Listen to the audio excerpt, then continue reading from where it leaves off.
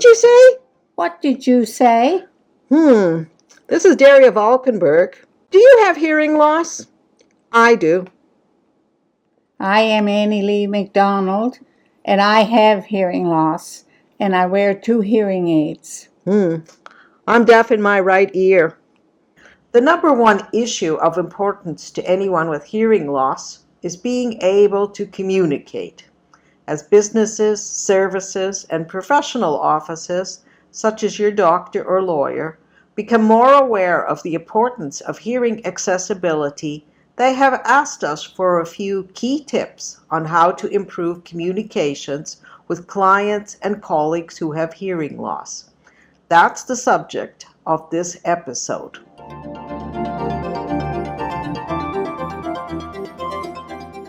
Today, we're going to offer some tips to improve your communication with hard of hearing clients and colleagues. Tip number 1, be observant. Take a look. Does your client or colleague have a hearing aid or cochlear implant? Or just seem not to be able to understand you? Tip number 2.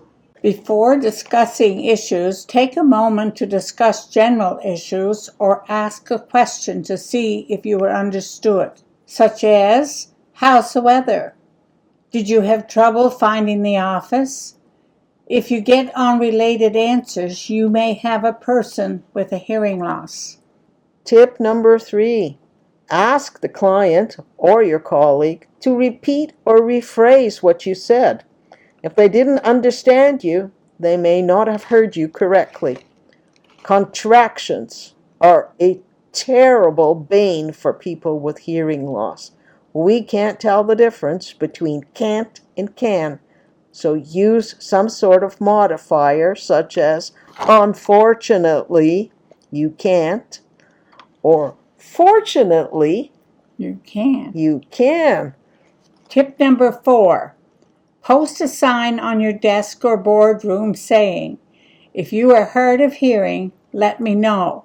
You know, Annie Lee, a pocket talker is something that every office should have as a convenience factor because a pocket talker can help improve some communication issues for people with mild or moderate hearing loss.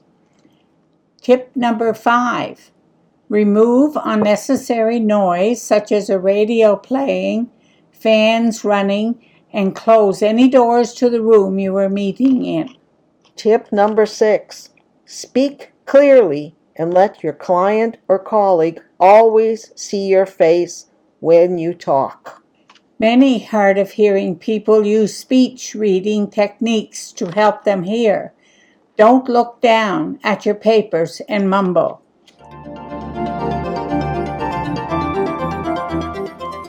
We hope these 6 small tips will help improve your communication ability with anyone who might have hearing loss.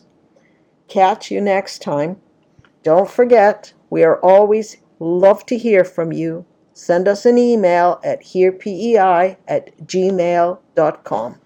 That's hearpei@gmail.com. We hope you will remember these 6 tips to help you in communicating with clients and colleagues who have hearing loss.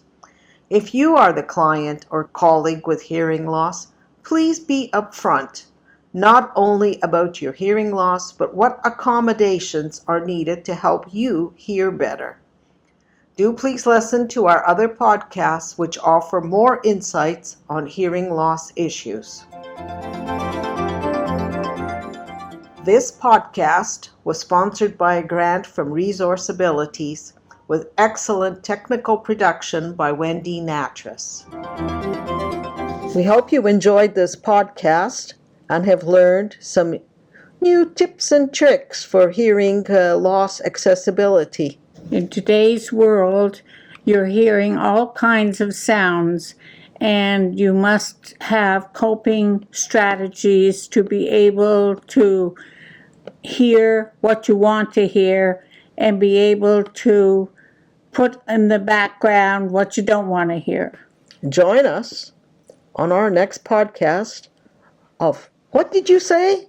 What did you say?